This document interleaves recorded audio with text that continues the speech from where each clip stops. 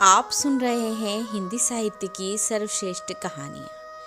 आइए सुनते हैं कमलेश्वर के द्वारा लिखी हुई कहानी राजा निर्बंसिया।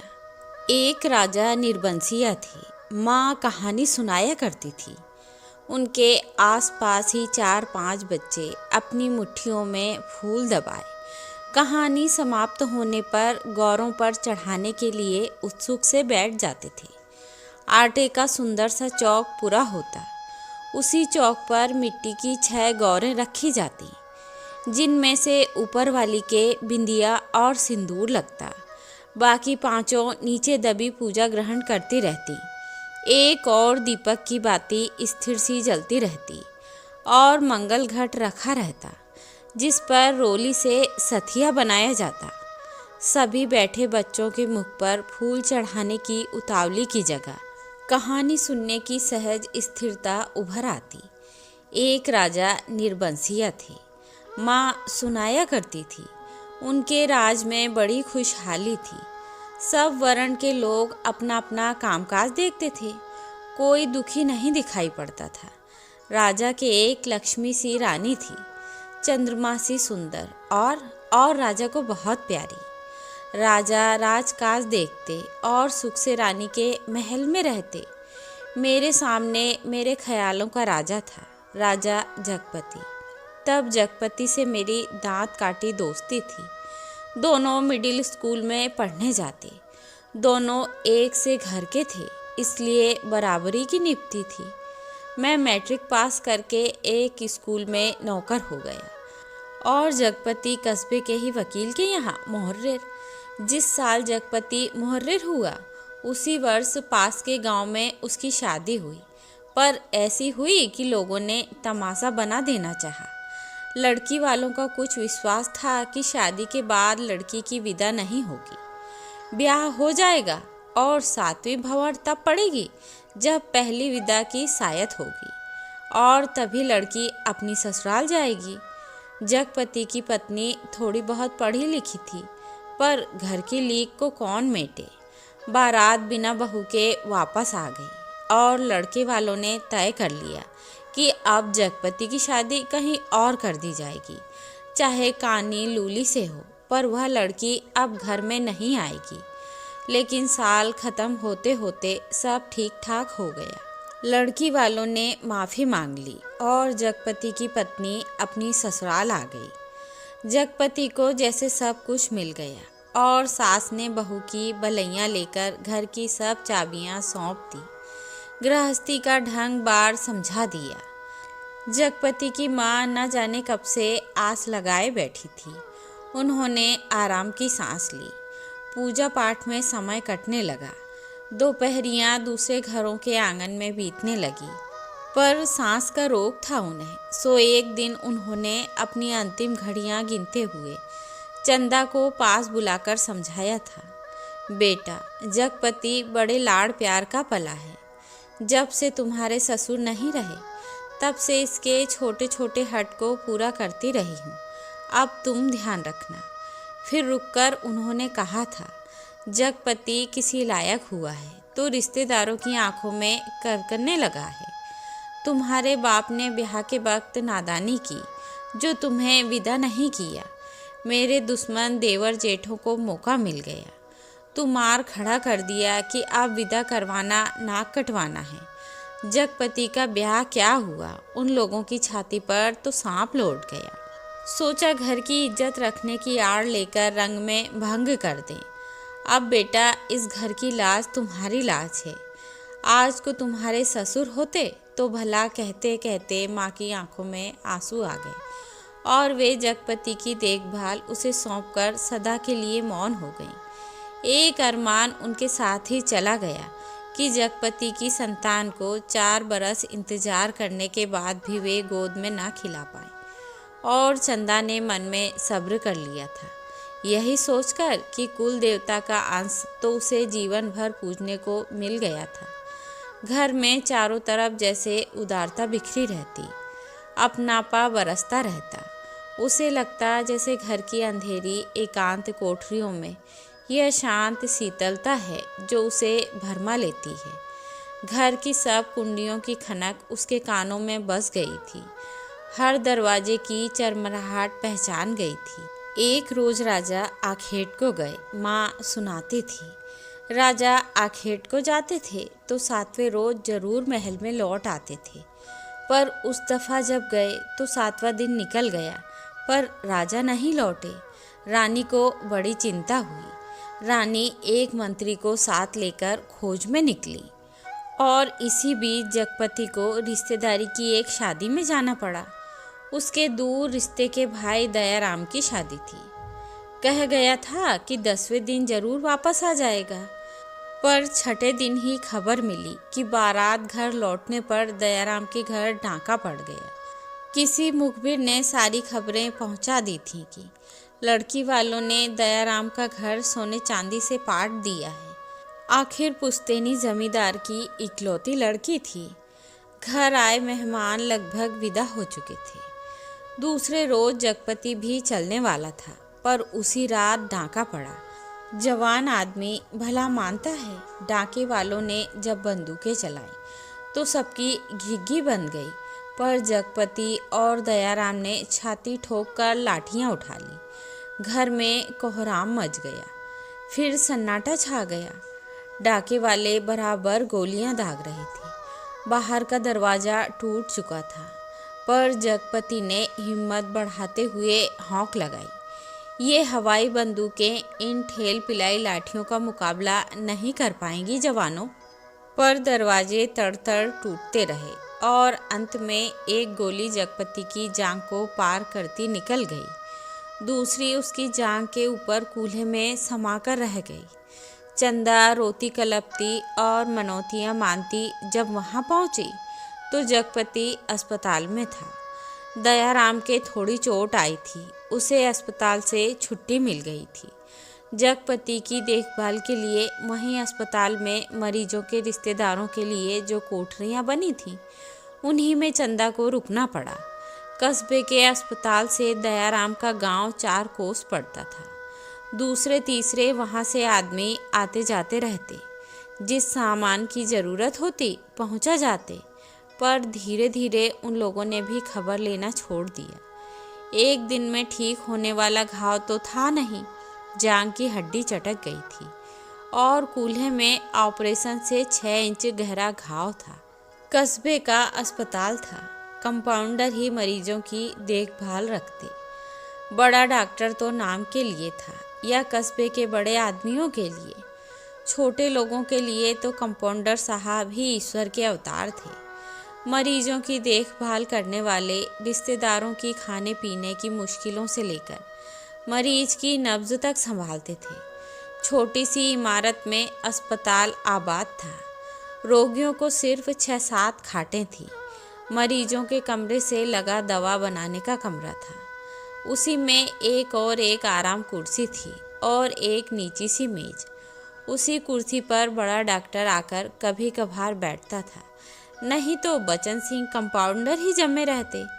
अस्पताल में या तो फौजदारी के शहीद आते या गिर गिरा के हाथ पैर तोड़ लेने वाले एकाध लोग। छठे छमा से कोई औरत दिख गई तो दिख गई, जैसे उन्हें कभी कोई रोग घेरता ही नहीं था।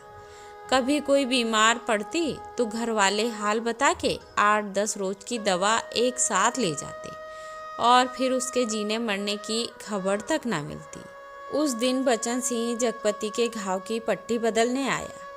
उसके आने में और पट्टी खोलने में कुछ ऐसी लापरवाही थी जैसे गलत बंधी पगड़ी को ठीक से बांधने के लिए खोल रहा हो। चंदा उसकी कुर्सी के पास ही सांस रोके खड़ी थी। वह और रोगियों से बात करता जा रहा था। इधर मिनट भर को देखता, फिर जैसे अभ्यस्त से उसके हाथ अपना काम करने लगते। पट्टी एक जगह खून से चिपक गई थी। जगपति बुरी तरह करहा उठा। चंदा के मुंह से चीख निकल गई। बचन सिंह ने सतर्क होकर देखा तो चंदा मुख में धोती का पल्ला खोसे अपनी भयातुर आवाज़ दबाने की चेष्टा कर रही थी। जगपति एक बारगी मछली सा तड़प कर रह गया। बचन सिंह की उंगलियां थोड़ी सी थरथराईं कि उसकी बाह पर टप से चंदा का आंसू चू पड़ा। वचन सिंह सिहर सा गया और उसके हाथों की अभ्यस्त निठुराई को जैसे किसी मानवीय कोमलता ने धीरे से छू दिया।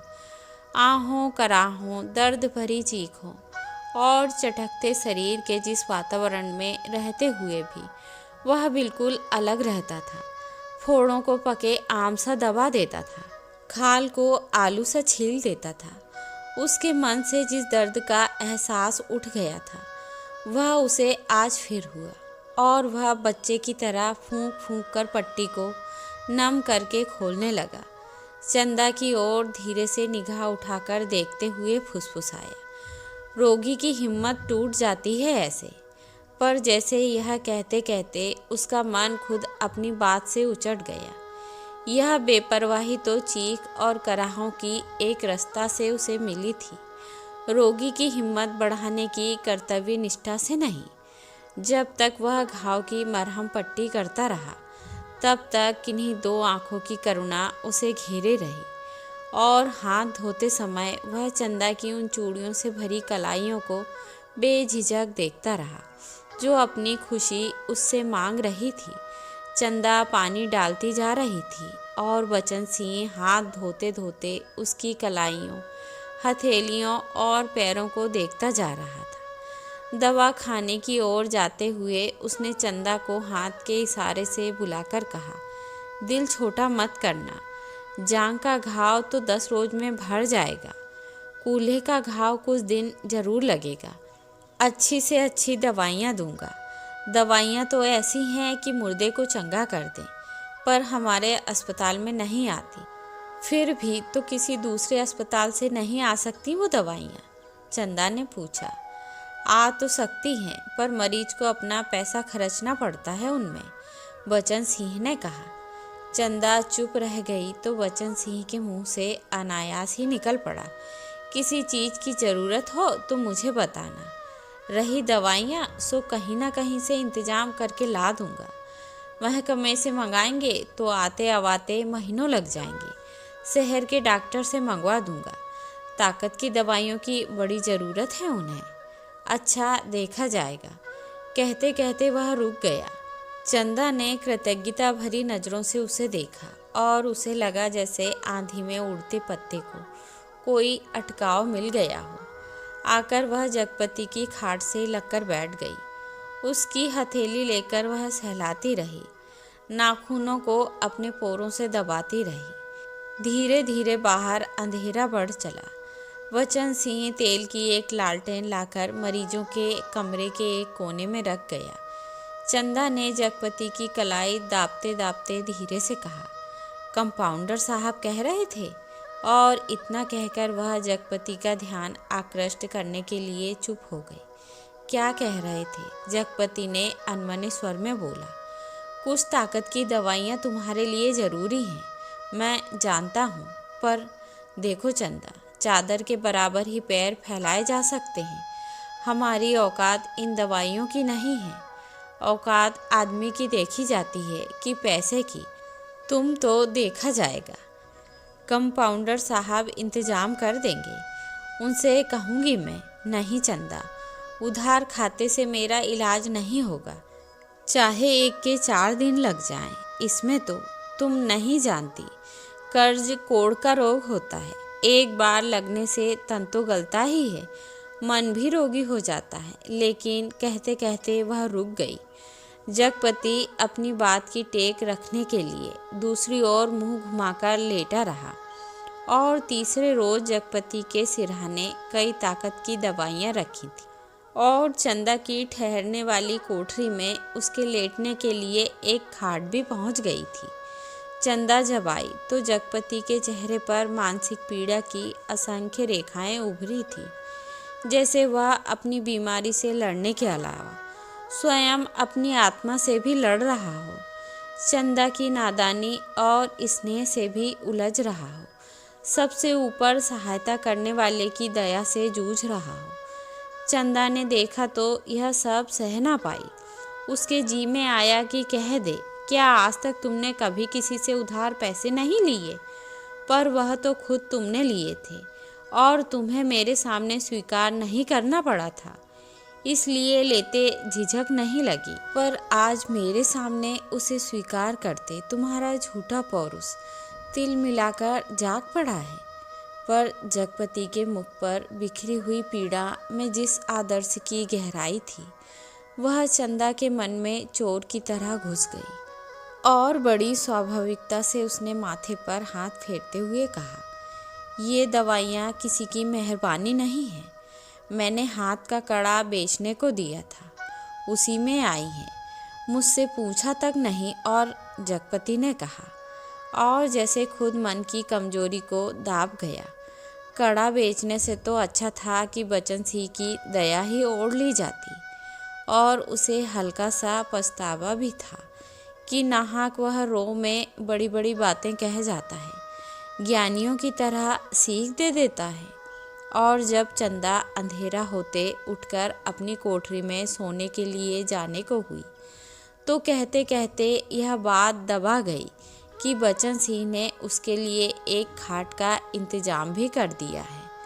कमरे से निकली तो सीधी कोठरी में गई और हाथ का कड़ा लेकर सीधे दवा खाने की ओर चली गई, जहां बचन सिंह अकेला डॉक्टर की कुर्सी पर आराम से टांगें फैलाए लैंप की पीली रोशनी में लेटा था। जगपति का व्यवहार चंदा को लग गया था, और यह भी कि वह क्यों बचन सिंह का एहसान अभी से लाद ले। पति के लिए जेवर की कितनी औकात है।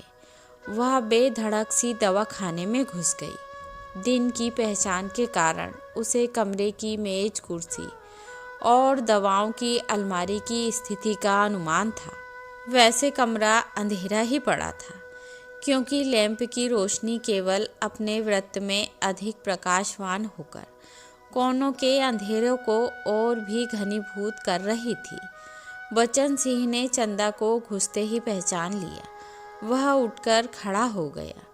चंदा ने भीतर कदम तो रख दिया, पर सहसा सहम गई, जैसे वह किसी अंधेरे कुएं में अपने आप कूद पड़ी हो।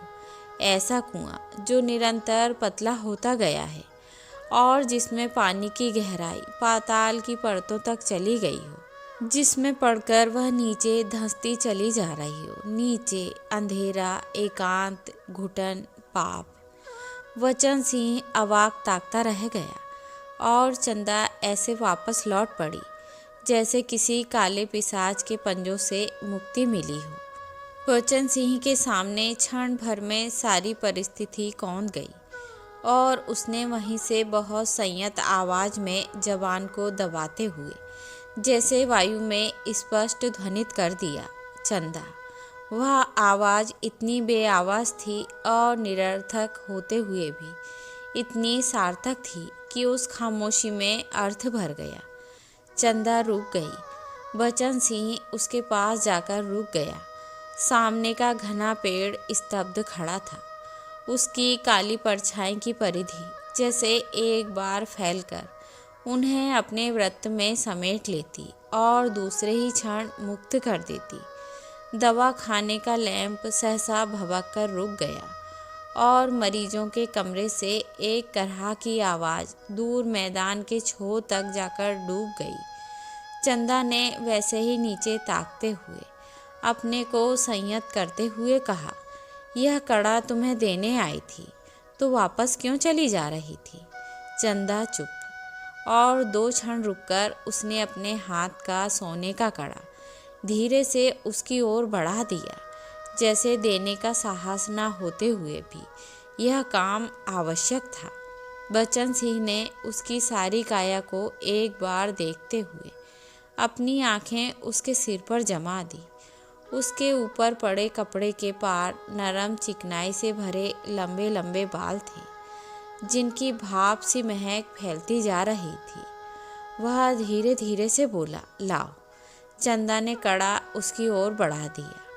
कड़ा हाथ में लेकर वह बोला, सुनो। चंदा ने प्रश्न भरी नजरें उसकी ओर उठाती, उनमें झांकते हुए अपने हाथ से उसकी कलाई पकड़ते हुए उसने वह कड़ा उसकी कलाई में पहना दिया। चंदा चुपचाप कोठरी की ओर चल दी और बचन सिंह दवा खाने की ओर। कालिक बुरी तरह बढ़ गई थी और सामने खड़े पेड़ की काली परछाई गहरी पड़ गई थी। दोनों लौट गए थे, पर जैसे उस कालिक में कुछ रह गया था, छूट गया था।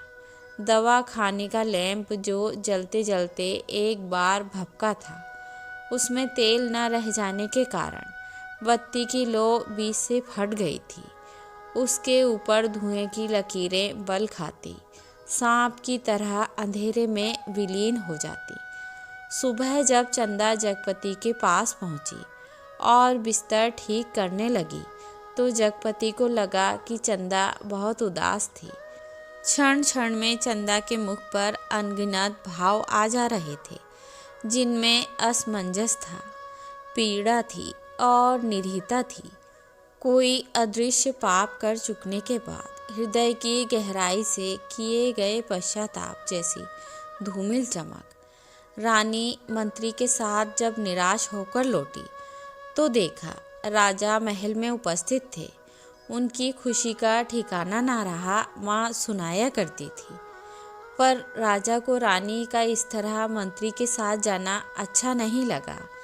रानी ने राजा को समझाया कि वह तो केवल राजा के प्रति अटूट प्रेम के कारण अपने को रोक न सकी। राजा रानी एक दूसरे को बहुत चाहते थे। दोनों के दिलों में एक बात सूल सी गढ़ती रही कि उनके कोई संतान न थी। राजवंश का दीपक बुझने जा रहा था। संतान के अभाव में उनका लोक परलोक बिगड़ा जा रहा था और कुल की मर्यादा नष्ट होने की शंका बढ़ती जा रही थी। दूसरे दिन बचन सिंह ने मरीजों की मरहम पट्टी करते वक्त बताया था कि उसका तबादला मैनपुरी के सदर अस्पताल में हो गया है और वह परसों यहाँ से चला जाएगा। जगपति ने सुना तो उसे भला ही लगा। आए दिन रोग घेरे रहते हैं। बचन सिंह उसके शहर के अस्पताल में पहुँचा जा रहा है, तो कुछ मदद मिलती ही रहेगी। आखिर वह ठीक तो होगा ही, और फिर मैनपुरी के सिवा कहाँ जाएगा। पर दूसरे ही क्षण उसका दिल अखद भारीपन से भर गया। पता नहीं क्यों चंदा के अस्तित्व का ध्यान आते ही उसे इस सूचना में कुछ ऐसे नुकीले कांटे दिखाई देने लगे जो उसके शरीर में किसी भी समय चुभ सकते थे, जरा सा बेखबर होने पर बिंध सकते थे, और तब उसके सामने आदमी के अधिकार की लक्ष्मण रेखाएं धुएं की लकीर की तरह कांपकर मिटने लगी और मन में छुपे संदेह के राक्षस बना बदल योगी के रूप में घूमने लगे। और 15-20 रोज बाद जब जगपति की हालत सुधर गई, तो चंदा उसे लेकर घर लौट आई। जगपति चलने फिरने लायक हो गया था। घर का ताला जब खोला तब रात झुक आई थी, और फिर उनकी गली में तो शाम से ही अंधेरा झड़ना शुरू हो जाता था। पर गली में आते ही उन्हें लगा जैसे कि वनवास काटकर राजधानी लौटे हों। नुक्कड़ पर ही जमुना सुनार की कोठरी में सुरही फिक रही थी, जिसके दराजदार दरवाजों से लालटेन की रोशनी की लकीर झांक रही थी, और कच्ची तंबाकू का धुआं रूंधी गली के मुहाने पर बुरी तरह भर गया था। सामने ही मुंशी जी अपनी जिंगला खटिया के गड्ढे में कुप्पी के मध्यम प्रकाश में खसरा खतौनी बिछाए मिजान लगाने में मशगूल थे। जब जगपति के घर का दरवाज़ा खड़का तो अंधेरे में उसकी चाची ने अपने जंगले से देखा और वहीं से बैठे बैठे अपने घर के भीतर ऐलान कर दिया, राजा निर्बंसिया अस्पताल से लौट आए हैं, कुलमा भी आई है। ये शब्द सुनकर घर के अंधेरे बरोठे में घुसते ही जगपति हाँफ कर बैठ गया। झुंझलाकर चंदा से बोला, अंधेरे में क्या मेरे हाथ पैर तुड़वाओगी? भीतर जाकर लालटेन जला लाओ ना। तेल नहीं होगा इस वक्त, जरा ऐसे ही काम, तुम्हारे कभी कुछ नहीं होगा। न तेल न। कहते कहते जगपति एकदम चुप रह गया, और चंदा को लगा कि आज पहली बार जगपति ने उसके व्यर्थ मातृत्व पर इतनी गहरी चोट कर दी, जिसकी गहराई की उसने कभी कल्पना नहीं की थी। दोनों खामोश बिना एक बात किए अंदर चले गए। रात के बढ़ते सन्नाटे में दोनों के सामने दो बातें थी। जगपति के कानों में जैसे कोई व्यंग से कह रहा था, राजा निर्बंसिया अस्पताल से आ गए। और चंदा के दिल में यह बात चुभ रही थी, तुम्हारे कभी कुछ नहीं होगा। और सिसकती सिसकती चंदा न जाने कब सो गई। पर जगपति की आंखों में नींद न आई। खाट पर पड़े पड़े उसके चारों ओर एक मोहक भयावना सा जाल फैल गया। लेटे लेटे उसे लगा जैसे उसका स्वयं का आकार बहुत क्षीण होता होता बिंदु सा रह गया। पर बिंदु के हाथ थे, पैर थे और दिल की धड़कन भी। कोठरी का घुटा घुटा सा अंधियारा, मटमैली दीवारें और गहन गुफाओं सी अलमारियां, जिनमें से बार बार झांक कर देखता था और वह सिहर उठता था। फिर जैसे सब कुछ तब्दील हो गया हो। उसे लगा कि उसका आकार बढ़ता जा रहा है, बढ़ता जा रहा है। वह मनुष्य हुआ, लंबा तगड़ा तंदुरुस्त पुरुष हुआ। उसकी शिराओं में कुछ फूट पड़ने के लिए व्याकुलता से खौल उठा। उसके हाथ शरीर के अनुपात से बहुत बड़े, डरावने और भयानक हो गए। उनके लंबे लंबे नाखून निकल आए। वह राक्षस हुआ, दैत्य हुआ, आदिम बर्बर। और बड़ी तेजी से सारा कमरा एक बारगी चक्कर काट गया। फिर सब धीरे धीरे स्थिर होने लगा और उसकी सांसें ठीक होती जान पड़ी। फिर जैसे बहुत कोशिश करने पर घिघी बंद जाने के बाद उसकी आवाज़ फूटी, चंदा। चंदा की नरम सांसों की हल्की सरसराहट कमरे में जान डालने लगी। जगपति अपनी पाटी का सहारा लेकर झुका। कांपते पैर उसने जमीन पर रखे और चंदा की खाट के पाए से सिर टिकाकर बैठ गया। उसे लगा जैसे चंदा की इन सांसों की आवाज़ में जीवन का संगीत गूंज रहा है। वह उठा और चंदा के मुख पर झुक गया। उस अंधेरे में आंखें गड़ाए गड़ाए जैसे बहुत देर बाद स्वयं चंदा के मुख पर आभा फूटकर अपने आप बिखरने लगी। उसके नक्श उज्जवल हो उठे और जगपति की आंखों को ज्योति मिल गई। वह मुग्ध सा ताकता रहा। चंदा के बिखरे बाल, जिनमें हाल के जन्मे बच्चे के गबुआरे बालों की सी महक, दूध की कचाइंद, शरीर के रस की सी मिठास और स्नेह सी चिकनाहट, और वह माथा जिस पर बालों के पास तमाम छोटे छोटे नरम नरम से रोए रेशम से, और उस पर कभी लगाई गई सेंदूर की बिंदी का हल्का मिटा हुआ सा आभास, नन्हे नन्हे निर्द्वंद सोए पलक और उनकी मासूम सी कांटों की तरह बरौनियाँ, और सांस में घुलकर आती हुई वह आत्मा की निष्कपट आवाज़ की लय, फूल की सी पंखुड़ी से पतले पतले ओंठ, उन पर पड़ी अछूती रेखाएं जिनमें सिर्फ दूध सी महक। उसकी आँखों के सामने ममता सी छा गई, केवल ममता, और उसके मुख से अस्फुट शब्द निकल गया, बच्ची। डरते डरते उसके बालों की एक लट को बड़े जतन से उसने हथेली पर रखा और उंगली से उस पर जैसे लकीरें खींचने लगा। उसे लगा जैसे कोई शिशु उसके अंक में आने के लिए छटपटाकर निराश होकर सो गया हो। उसने दोनों हथेलियों को पसार कर उसके सिर को अपनी सीमा में भर लेना चाहा कि कोई कठोर चीज़ उसकी उंगलियों से टकराई। वह जैसे होश में आया। बड़े सहारे से उसने चंदा के सिर के नीचे टटोला। एक रुमाल में बंधा कुछ उसके हाथ में आ गया। अपने को संयत करता वह वहीं जमीन पर बैठ गया। उसी अंधेरे में उस रुमाल को खोला तो जैसे सांप सूंघ गया हो। चंदा के हाथ के दोनों सोने के कड़े उसमें लिपटे थे और तब उसके सामने सब सृष्टि धीरे धीरे टुकड़े टुकड़े होकर बिखरने लगी। ये कड़ा तो चंदा बेचकर उसका इलाज कर रही थी। वे सब दवाइयाँ और ताकत के टॉनिक। उसने तो कहा था, ये दवाइयाँ किसी की मेहरबानी नहीं है। मैंने हाथ के कड़े बेचने को दिए थे, पर उसका गला बुरी तरह सूख गया, जबान जैसे तालू से चिपक कर रह गई। उसने चाहा कि चंदा को झकझोर कर उठाए, पर शरीर की शक्ति बह सी गई थी। रक्त पानी हो गया था। थोड़ा संयत हुआ। उसने वे कड़े उसी रुमाल में लपेटकर उसकी खाट के कोने पर रख दिए और बड़ी मुश्किल से अपनी खाट की पाटी पकड़कर लुढ़क गया। चंदा झूठ बोली, पर क्यों? कड़े आज तक छुपाए रही। उसने इतना बड़ा दुराव क्यों किया? आखिर क्यों? किस लिए? और जगपति का दिल भारी हो गया।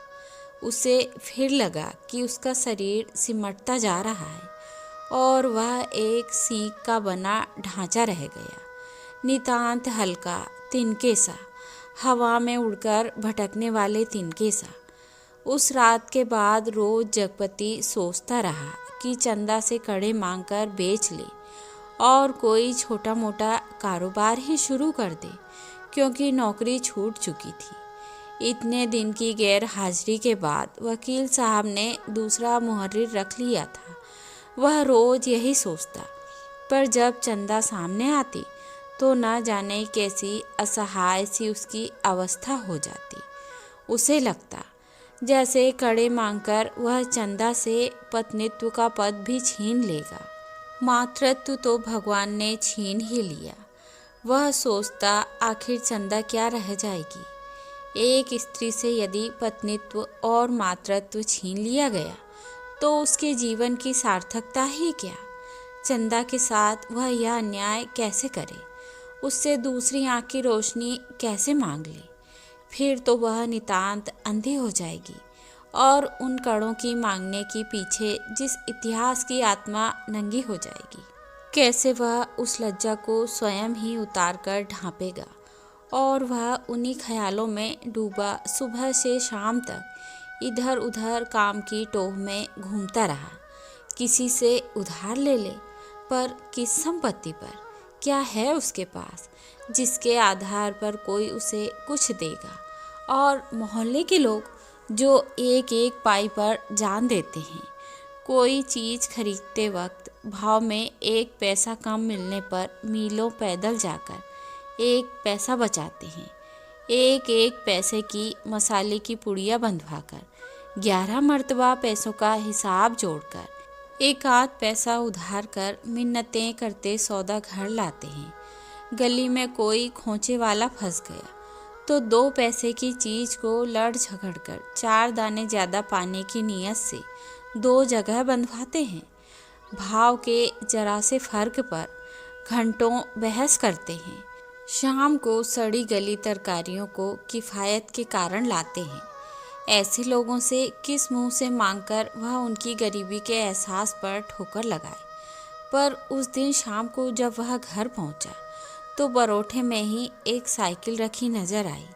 दिमाग पर बहुत जोर डालने के बाद भी वह आगंतुक की कल्पना न कर पाया। भीतर वाले दरवाजे पर जब पहुंचा तो सहसा हंसी की आवाज़ सुनकर ठिठक गया। उस हंसी में एक अजीब सा उन्माद था और उसके बाद चंदा का स्वर, अब आते ही होंगे, बैठिए ना 2 मिनट और, अपनी आँख से देख लीजिए और उन्हें समझाते जाइए कि अभी तंदुरुस्ती इस लायक नहीं जो दिन दिन भर घूमना बर्दाश्त कर सके। हाँ भाई, कमजोरी इतनी जल्दी नहीं मिट सकती। ख्याल नहीं करेंगे तो नुकसान उठाएंगे। कोई पुरुष स्वर था यह? जगपति असमंजस में पड़ गया। वह एकदम भीतर घुस जाए, इसमें क्या हर्ज है? पर जब उसने पैर उठाए तो वे बाहर जा रहे थे। बाहर बरोठे में साइकिल को पकड़ते ही उसे सूझ आई। वहीं से जैसे अनजान बनता बड़े प्रयत्न से आवाज़ को खोलता चिल्लाया, अरे चंदा, यह साइकिल किसकी है? कौन मेहरबान? चंदा उसकी आवाज़ सुनकर कमरे से बाहर निकलकर जैसे खुशखबरी सुना रही थी, अपने कंपाउंडर साहब आए हैं, खोजते खोजते आज घर का पता पाए हैं, तुम्हारे इंतजार में बैठे हैं। कौन? बचन सिंह? अच्छा अच्छा, वही तो मैं कहूँ, भला कौन? कहता जगपति पास पहुँचा और बातों में इस तरह उलझ गया जैसे सारी परिस्थिति उसने स्वीकार कर ली हो। बचन सिंह जब फिर आने की बात कहकर चला गया तो चंदा ने बहुत अपनेपन से जगपति के सामने बात शुरू की। जाने कैसे कैसे आदमी होते हैं, क्यों, क्या हुआ, कैसे होते हैं आदमी? जगपति ने पूछा। इतनी छोटी जान पहचान में तुम मर्दों के घर में न रहते घुसकर बैठ सकते हो? तुम तो उल्टे पैरों लौट आओगे। चंदा कहकर जगपति के मुख पर कुछ इच्छित प्रतिक्रिया देख सकने के लिए गहरी निगाहों से ताकने लगी। जगपति ने चंदा की ओर ऐसे देखा जैसे यह बात भी कहने की या पूछने की है। फिर बोला, वचन सिंह अपनी तरह का आदमी है, अपनी तरह का अकेला होगा। पर कहते कहते चंदा रुक गई। आड़े वक्त काम आने वाला आदमी है, लेकिन उससे फ़ायदा उठा सकना जितना आसान है उतना, मेरा मतलब है कि जिससे कुछ लिया जाएगा उसे दिया भी जाएगा। जगपति ने आंखें दीवार पर गड़ाते हुए कहा और चंदा उठकर चली गई। उस दिन के बाद वचन सिंह लगभग रोज ही आने जाने लगा। जगपति उसके साथ इधर उधर घूमता भी रहता। वचन सिंह के साथ वह जब तक रहता, अजीब सी घुटन उसके दिल को बांध लेती और तभी जीवन की तमाम विषमताएं भी उसकी निगाहों के सामने उभरने लगती। आखिर वह स्वयं एक आदमी है, बेकार। यह माना कि उसके सामने पेट पालने की कोई इतनी विकराल समस्या नहीं। वह भूखों नहीं मर रहा है, जाड़े में कांप नहीं रहा है, पर उसके 2 हाथ पैर हैं, शरीर का पिंजरा है जो कुछ मांगता है, कुछ, और वह सोचता यह कुछ क्या है? सुख? शायद हाँ, शायद नहीं। वह तो दुख भी जी सकने का आदी है, अभावों में जीवित रह सकने वाला आश्चर्यजनक कीड़ा है। तो फिर वासना? शायद हाँ, शायद नहीं। चंदा का शरीर लेकर उसने उस क्षणिकता को भी देखा है। तो फिर धन? शायद हाँ, शायद नहीं। उसने धन के लिए अपने को खपाया है, पर वह भी तो उस अदृश्य प्यास को बुझा नहीं पाया। तो फिर क्या? वह कुछ क्या है जो उसकी आत्मा में नासूर सा रिश्ता रहता है, अपना उपचार मांगता है? शायद काम? हाँ, यही, बिल्कुल यही, जो उसके जीवन की घड़ियों को निपट सूना न छोड़े, जिसमें वह अपनी शक्ति लगा सके, अपना मन डुबो सके, अपने को सार्थक अनुभव कर सके, चाहे उसमें सुख हो या दुख, आरक्षा हो या सुरक्षा, शोषण हो या पोषण। उसे सिर्फ काम चाहिए, करने के लिए कुछ चाहिए। यही तो उसकी प्रकृत आवश्यकता है, पहली और आखिरी मांग है, क्योंकि वह उस घर में नहीं पैदा हुआ जहाँ सिर्फ जबान हिलाकर शासन करने वाले होते हैं। वह उस घर में भी नहीं पैदा हुआ जहाँ सिर्फ मांगकर जीने वाले होते हैं। वह उस घर का है जो सिर्फ काम करना जानता है, काम ही जिसकी आस है। सिर्फ वह काम चाहता है, काम। और एक दिन उसकी काम धाम की समस्या भी हल हो गई। तालाब वाले ऊंचे मैदान के दक्षिण ओर जगपति की लकड़ी की टाल खुल गई, तख्त टंग गया, टाल की जमीन पर लक्ष्मी पूजन भी हो गया और हवन भी हुआ।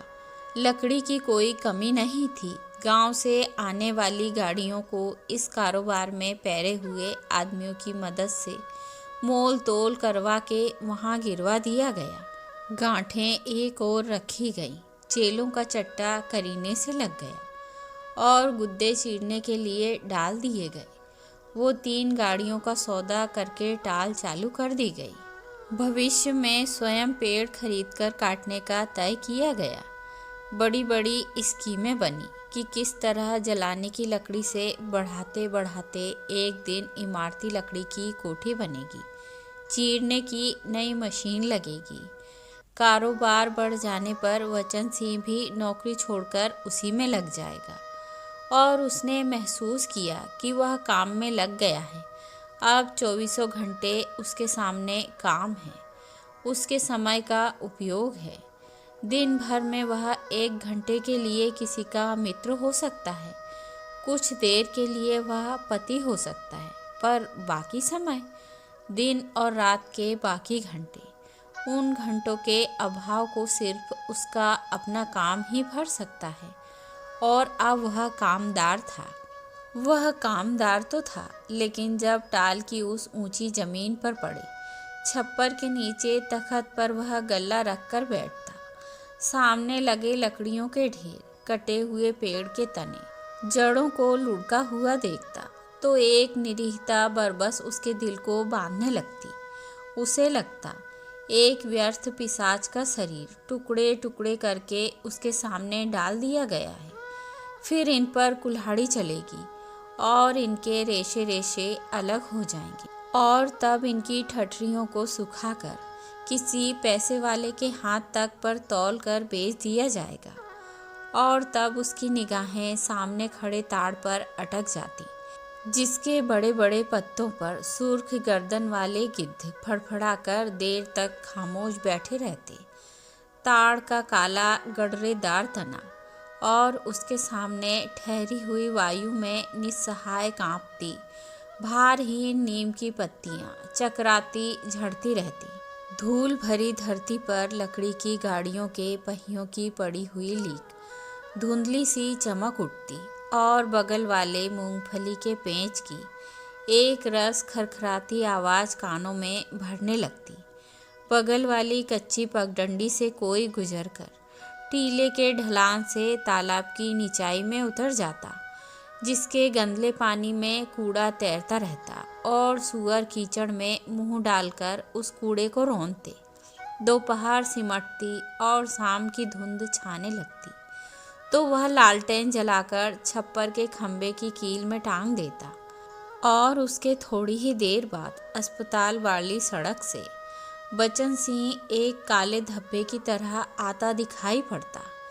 गहरे पड़ते अंधेरे में उसका आकार धीरे धीरे बढ़ता जाता, और जगपति के सामने जब वह आकर खड़ा होता तो वह उसे बहुत विशाल सा लगने लगता, जिसके सामने उसे अपना अस्तित्व डूबता महसूस होता।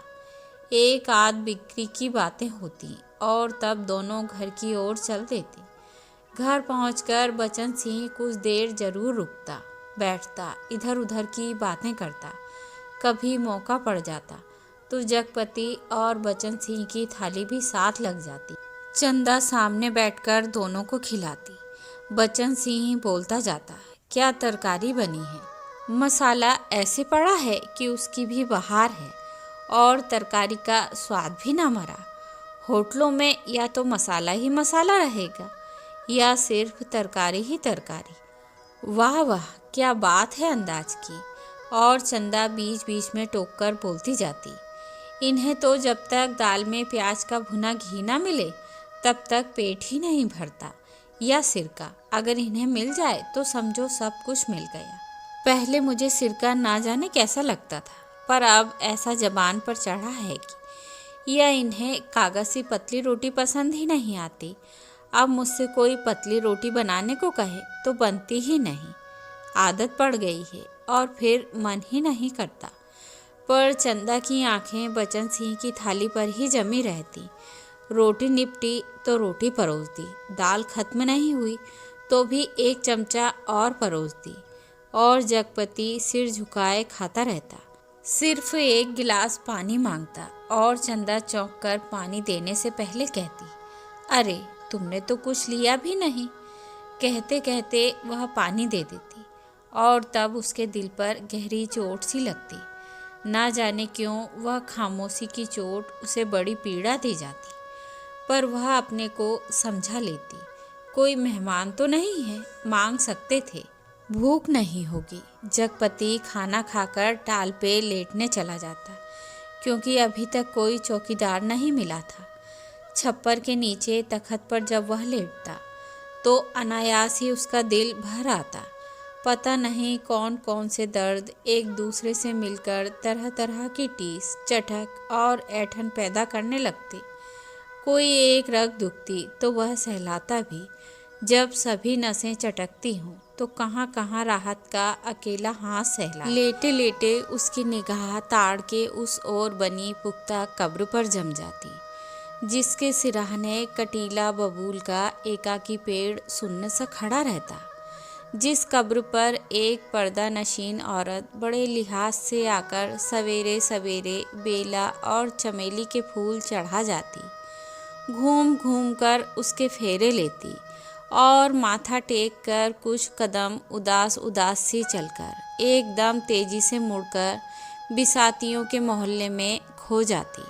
शाम होते फिर आती, एक दिया बाती और अगर की बत्तियां जलाती, फिर मुड़ते हुए ओढ़नी का पल्ला कंधों पर डालती तो दिए की लो कांपती, कभी कांपकर बुझ जाती, पर उसके कदम बढ़ चुके होते, पहले धीमे थके उदास से और फिर तेज सधे सामान्य से, और वह फिर उसी मोहल्ले में खो जाती।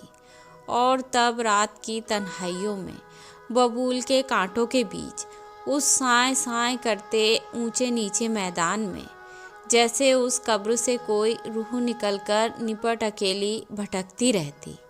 तभी ताड़ पर बैठे सुर्ख गर्दन वाले गिद्ध मनहूस सी आवाज में किलबिला उठते और ताड़ के पत्ते भयानकता से खड़बड़ा उठते। जगपति का बदन कांप जाता और वह भटकती रूह जिंदा रह सकने के लिए जैसे कब्र की ईंटों में बबूल के साया तले दुबक जाती। जगपति अपनी टांगों को पेट से भींचकर कंबल से मुंह छुपा औंधा लेट जाता। तड़के ही ठेके पर लगे लकड़हारे लकड़ी चीरने आ जाते। तब जगपति कंबल लपेट घर की ओर चला जाता।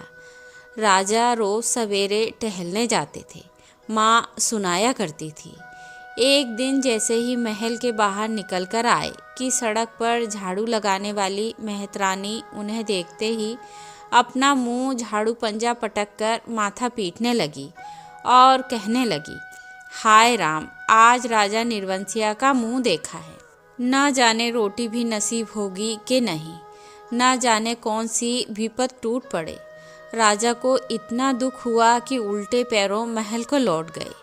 मंत्री को हुक्म दिया कि उस मेहतरानी का घर नाच से भर दे और सब राजश्री वस्त्र उतार। राजा उसी क्षण जंगल की ओर चले गए।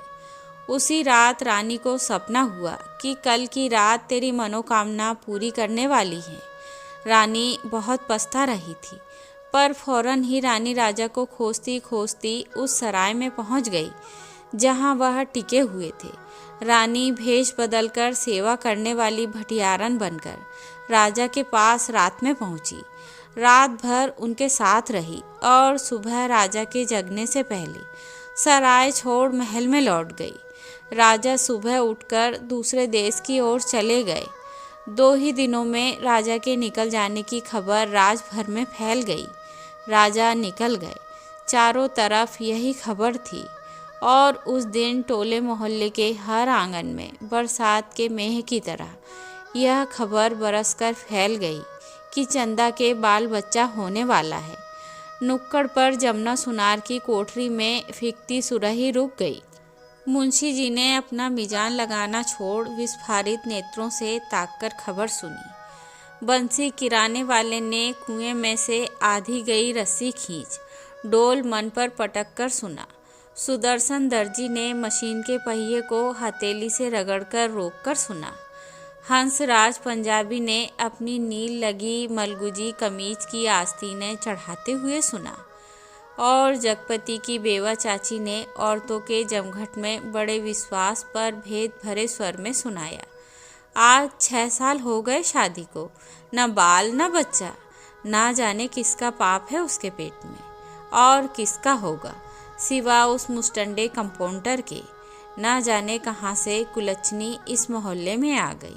इस गली की तो पुश्तों में ऐसी मर्जाद रही है कि गैर मर्द औरत की परछाई तक नहीं देख पाए। यहाँ के मर्द तो बस अपने घर की औरतों को जानते हैं, उन्हें तो पड़ोसी के घर की जनानियों की गिनती तक नहीं मालूम। यह कहते कहते उनका चेहरा तमतमा आया और सब औरतें देवलोक की देवियों की तरह गंभीर बनी, अपनी पवित्रता की महानता के बोझ से दबी धीरे धीरे खिसक गईं। सुबह यह खबर फैलने से पहले जगपति टाल पर चला गया था, पर सुनी उसने भी आज ही थी। दिन भर वह तख्त पर कोने की ओर मुंह किए पड़ा रहा, न ठेके की लकड़ियां चिराई, न बिक्री की ओर ध्यान दिया, न दोपहर का खाना खाने ही घर गया। जब रात अच्छी तरह फैल गई, वह हिंसक पशु की भांति उठा। उसने अपनी अंगुलियां चटकाई, मुट्ठी बांधकर बाह का जोर देखा तो नसें तनी और बाह में कठोर कंपन सा हुआ। उसने 3-4 पूरी सांसें खींची और मजबूत कदमों से घर की ओर चल पड़ा। मैदान खत्म हुआ, कंकड़ की सड़क आई, सड़क खत्म हुई, गली आई, पर गली के अंधेरे में घुसते वह सहम गया, जैसे किसी ने अदृश्य हाथों से उसे पकड़कर सारा रक्त निचोड़ लिया। उसकी फटी हुई शक्ति की नस पर हिम शीतल होंठ रखकर सारा रस चूस लिया और गली के अंधेरे की हिकारत भरी कालिक और भी भारी हो गई, जिसमें घुसने से उसकी सांस रुक जाएगी, घुट जाएगी। वह पीछे मुड़ा पर रुक गया। फिर कुछ संयत होकर वह चोरों की तरह निशब्द कदमों से किसी तरह घर की भीतरी देहरी तक पहुंच गया। दाईं ओर की रसोई वाली दहलीज में कुप्पी टिमटिमा रही थी और चंदा अस्त व्यस्त सी दीवार से सिर टेके शायद आसमान निहारते निहारते सो गई थी। कुप्पी का प्रकाश उसके आधे चेहरे को उजागर किए था और आधा चेहरा गहन कालिमा में डूबा अदृश्य था। वह खामोशी से खड़ा ताकता रहा। चंदा के चेहरे पर नारित्व की प्रौढ़ता आज उसे दिखाई दी। चेहरे की सारी कमनीयता न जाने कहाँ खो गई थी। उसका अछूतापन न जाने कहाँ लुप्त हो गया था। फूला फूला मुख जैसे टहनी से तोड़े फूल को पानी में डालकर ताज़ा किया गया हो, जिसकी पंखुड़ियों में टूटन की सुरमई रेखाएं पड़ गई हों, पर भीगने से भारीपन आ गया हो। उसके खुले पैर पर उसकी निगाह पड़ी तो सूजा सा लगा, एड़ियाँ भरी सूजी सी और नाखूनों के पास अजब सा सूखापन। जगपति का दिल एक बार मसोस उठा। उसने चाहा कि बढ़कर उसे उठा ले, अपने हाथों में उसका पूरा शरीर छू छू कर सारा कलुष पोंछ दे, उसे अपनी सांसों की अग्नि में तपाकर एक बार फिर पवित्र कर ले और उसकी आंखों की गहराई में झांक कर कहे, देवलोक से किस शापवश निर्वासित हो तुम इधर आ गई चंदा। यह शाप तो अमिट था। तभी चंदा ने हड़बड़ाकर आंखें खोली। जगपति को सामने देख उसे लगा कि वह एकदम नंगी हो गई। अतिशय लज्जित हो उसने अपने पैर समेट लिए, घुटनों से धोती नीचे सरकाई और बहुत संयत सी उठकर रसोई के अंधेरे में खो गई। जगपति एकदम हताश हो वहीं कमरे की देहरी पर चौखट से सिर टिका बैठ गया। नज़र कमरे में गई तो लगा कि पराये स्वर यहाँ गूंज रहे हैं, जिनमें चंदा का भी एक है। एक तरफ घर के हर कोने से अंधेरा सैलाब की तरह बढ़ता आ रहा था। एक अजीब निस्तब्धता, असमंजस, गति पर पथभ्रष्ट, शक्लें पर आकारहीन। खाना खा लेते, चंदा का स्वर कानों में पड़ा। वह अनजाने ऐसे उठ बैठा जैसे तैयार बैठा हो। उसकी बात की आज तक उसने अवज्ञा न की थी। खाने तो बैठ गया पर कौर नीचे नहीं सरक रहा था। तभी चंदा ने बड़े सधे शब्दों में कहा, कल मैं गांव जाना चाहती हूँ। जैसे वह इस सूचना से परिचित था। बोला, अच्छा। चंदा फिर बोली, मैंने बहुत पहले घर चिट्ठी डाल दी थी, भैया कल लेने आ रहे हैं। तो ठीक है, जगपति वैसे ही डूबा डूबा बोला। चंदा का बांध टूट गया और वह वहीं घुटनों में मुंह दबाकर कातर सी फपक फपक कर रो पड़ी। न उठ सकी न हिल सकी। जगपति क्षण भर को विचलित हुआ, पर जैसे जम जाने के लिए। उसके ओंठ फड़के और क्रोध के ज्वालामुखी को जबरन दबाते हुए भी वह फूट पड़ा। यह सब मुझे क्या दिखा रही है? बेशर्म, बेगैरत। उस वक्त नहीं सोचा था जब मेरी लाश तले तब की बात झूठ है। सिसकियों के बीच चंदा का स्वर फूटा। लेकिन जब तुमने मुझे बेच दिया। एक भरपूर हाथ चंदा की कनपटी पर आग सुलगता पड़ा और जगपति अपनी हथेली दूसरी से दबाता खाना छोड़ कोठरी में घुस गया और रात भर कुंडी चढ़ाए उसी कालिक में घुटता रहा। दूसरे दिन चंदा घर छोड़ अपने गांव चली गई। जगपति पूरा दिन और रात टाल पर ही काट देता। उसी वीराने में, तालाब के बगल, कब्र, बबूल और ताड़ के पड़ोस में। पर मन मुर्दा हो गया था। जबरदस्ती वह अपने को वहीं रोके रहता। उसका दिल होता कहीं निकल जाए, पर ऐसी कमजोरी उसके तन और मन को खोखला कर गई थी कि चाहने पर भी वह जा ना पाता। हिकारत भरी नजरें सहता, पर वहीं पड़ा रहता। काफ़ी दिनों बाद जब नहीं रहा गया, तो एक दिन जगपति घर पर ताला लगा नज़दीक के गांव में लकड़ी काटने चला गया। उसे लग रहा था कि अब वह पंगु हो गया है, बिल्कुल लंगड़ा, एक रेंगता कीड़ा, जिसके न आँख हैं, न कान, न मन, न इच्छा। वह उस बाग में पहुंच गया जहां खरीदे पेड़ कटने थे। दो आरे वालों ने पतले पेड़ के तने पर आरा रखा और कर्र कर्र का अबोध शोर शुरू हो गया। दूसरे पेड़ पर बन्ने और शकूरे की कुल्हाड़ी बज उठी और गांव से दूर उस बाग में एक लयपूर्ण शोर शुरू हो गया। जड़ पर कुल्हाड़ी पड़ती तो पूरा पेड़ थर्रा जाता।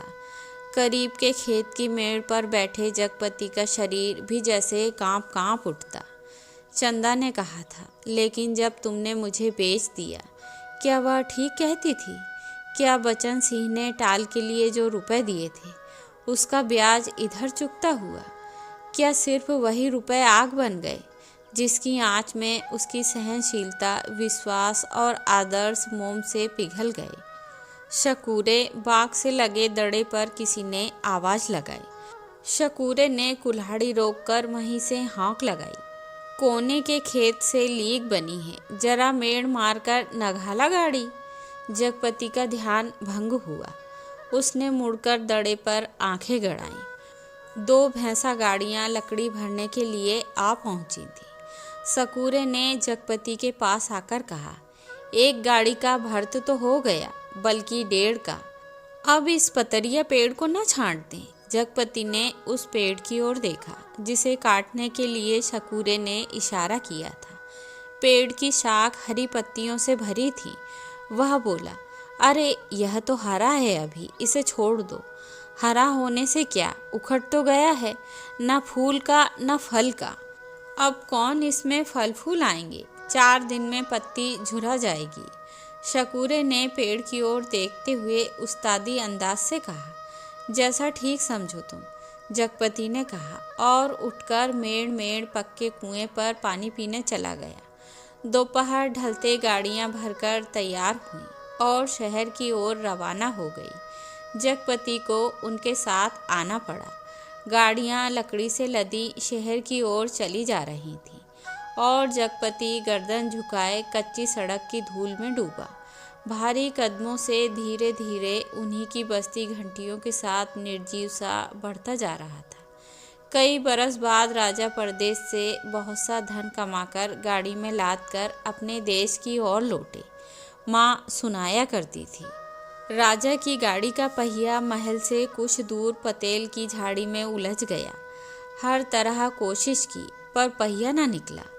तब एक पंडित ने बताया कि सकट के दिन का जन्मा बालक अगर अपने घर की सुपारी लाकर इसमें छुआ दे तो पहिया निकल जाएगा। वहीं 2 बालक खेल रहे थे। उन्होंने यह सुना तो कूद कर पहुँचे और कहने लगे कि हमारी पैदाइश सकट की है, पर सुपारी तब लाएंगे जब तुम आधा धन देने का वादा करो। राजा ने बात मान ली। बालक दौड़े दौड़े घर गए, सुपारी लाकर छुआ दी, फिर घर का रास्ता बताते आगे आगे चले। आखिर गाड़ी महल के सामने उन्होंने रोक ली। राजा को बड़ा अचरज हुआ कि हमारे ही महल में ये 2 बालक कहाँ से आ गए। भीतर पहुँचे तो रानी खुशी से बेहाल हो गई। पर राजा ने पहले उन बालकों के बारे में पूछा तो रानी ने कहा कि ये दोनों बालक उन्हीं के राजकुमार हैं। राजा को विश्वास नहीं हुआ। रानी बहुत दुखी हुई। गाड़ियां जब टाल पर आकर लगी और जगपति तखत पर हाथ पैर ढीले करके बैठ गया तो पगडंडी से गुजरते मुंशी जी ने उसके पास आकर बताया, अभी उस दिन वसूली में तुम्हारी ससुराल के नज़दीक एक गांव में जाना हुआ तो पता लगा कि 15-20 दिन हुए चंदा के लड़का हुआ है। और फिर जैसे मोहल्ले में सुनी सुनाई बातों पर पर्दा डालते हुए बोले, भगवान के राज में अंधेर नहीं जगपति भैया। जगपति ने सुना तो पहले उसने गहरी नज़रों से मुंशी जी को ताका, पर वह उनके तीर का निशाना ठीक नहीं खोज पाया। पर सब कुछ सहन करते हुए बोला, देर और अंधेर दोनों हैं। अंधेर तो सरासर है, तिरिया चरित्र है, सब बड़े बड़े हार गए हैं।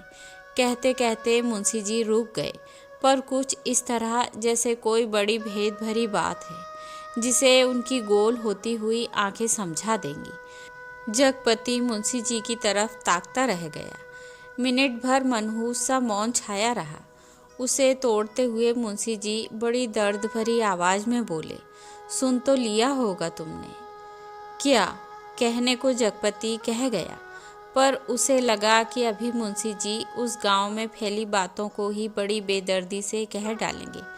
उसने नाहक पूछा। तभी मुंशी जी ने उसकी नाक के पास मुंह ले जाते हुए कहा, चंदा दूसरे के घर बैठ रही है, कोई मधुसूदन है वहीं का, पर बच्चा दीवार बन गया है। चाहते तो वो यही है कि मर जाए तो रास्ता खुले, पर राम जी की मर्जी। सुना है बच्चा रहते भी वह चंदा को बिठाने को तैयार है।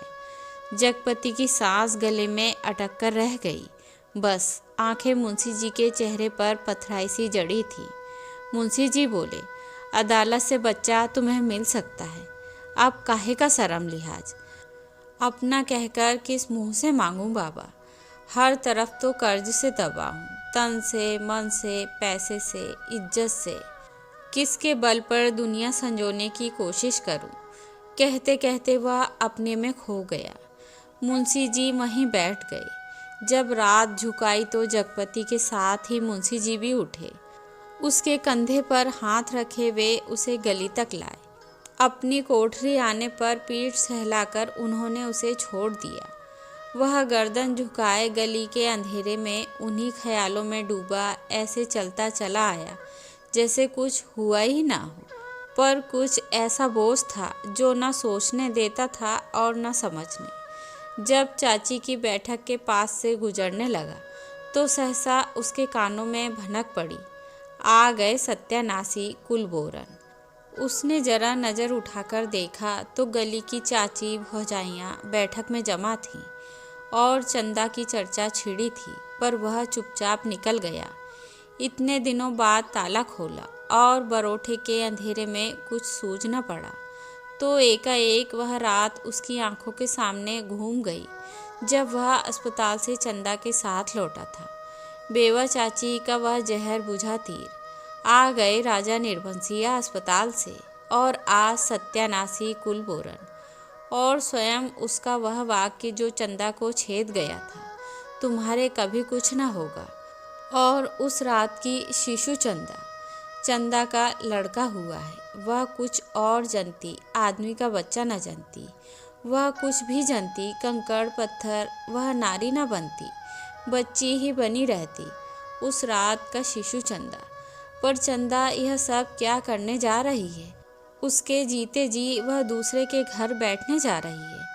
कितने बड़े पाप में धकेल दिया चंदा को। पर उसे भी तो कुछ सोचना चाहिए आखिर क्या।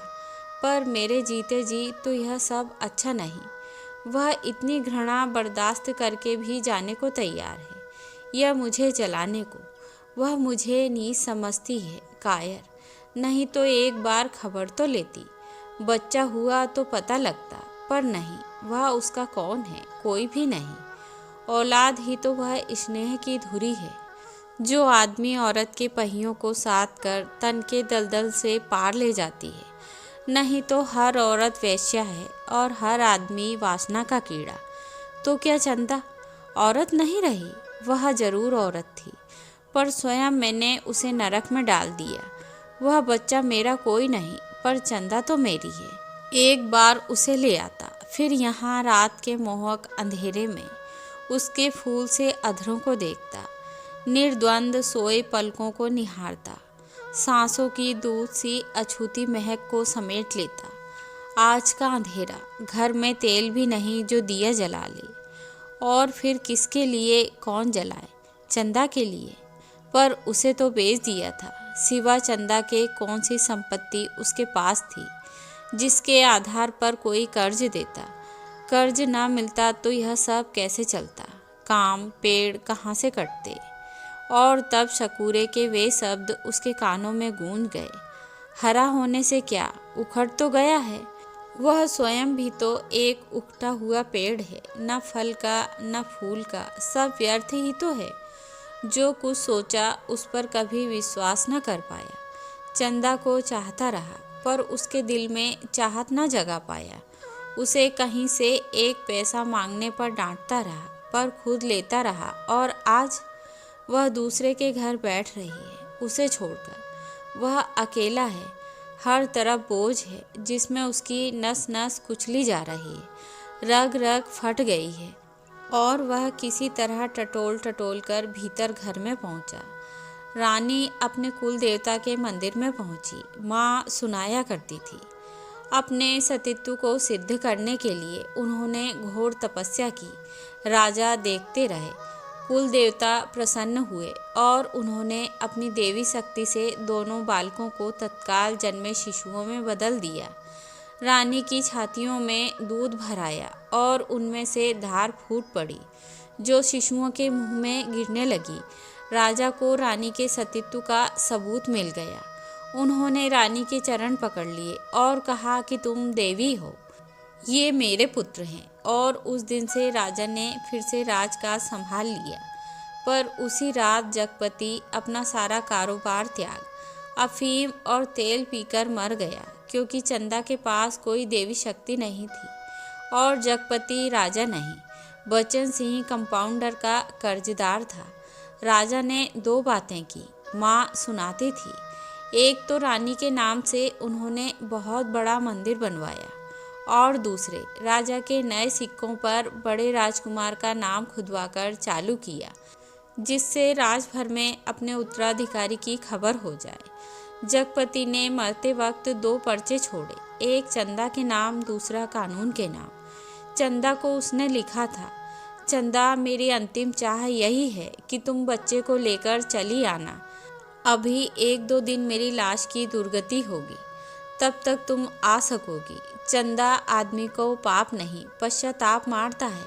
मैं बहुत पहले मर चुका था, बच्चे को लेकर जरूर चली आना। कानून को उसने लिखा था, किसी ने मुझे मारा नहीं, किसी आदमी ने नहीं। मैं जानता हूँ कि मेरे जहर की पहचान करने के लिए मेरा सीना चीरा जाएगा। उसमें जहर है। मैंने अफीम नहीं, रुपए खाए हैं।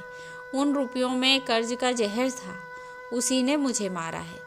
मेरी लाश तब तक न जलाई जाए जब तक चंदा बच्चे को लेकर ना आ जाए, आग बच्चे से दिलवाई जाए, बस। माँ जब कहानी समाप्त करती थी तो आसपास बैठे बच्चे फूल चढ़ाते थे। मेरी कहानी भी खत्म हो गई, पर क्या? तो यह थी कमलेश्वर के द्वारा लिखी हुई कहानी राजा निर्बंसिया। आशा करती हूँ आप सभी को पसंद आएगी।